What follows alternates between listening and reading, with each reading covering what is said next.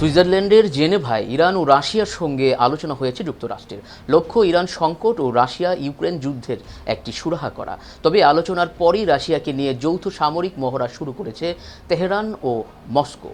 আগামীকাল বৃহস্পতিবার মধ্যপ্রাচ্যের ওমান সাগরে এই মহড়া শুরু হবে বলে জানিয়েছেন ইরানের বিভিন্ন গণমাধ্যম। এর আগে হরমুজ প্রণালীতে গত সোমবার মহড়া চালায় ইরানের প্রভাবশালী বিপ্লবী গার্ড কোর। এই মহড়া ছিল এই অঞ্চলে মার্কিন সামরিক বাহিনীর উপস্থিতির প্রতি একটি চ্যালেঞ্জ।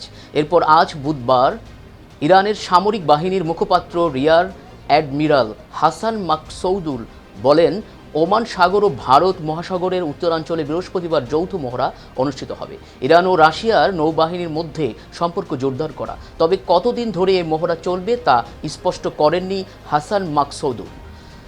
এদিকে মহড়া চলার সময় নিরাপত্তার স্বার্থে কয়েক ঘন্টার জন্য হরমুজ প্রণালী বন্ধ থাকবে বলে জানিয়েছেন তেহরান। এই প্রণালী দিয়ে বিপুল পরিমাণ জ্বালানি পরিবহন করা হয়। মুক্তার হোসেন মুক্তাদি, নিউজ 21 ইন্টারন্যাশনাল ডেস্ক।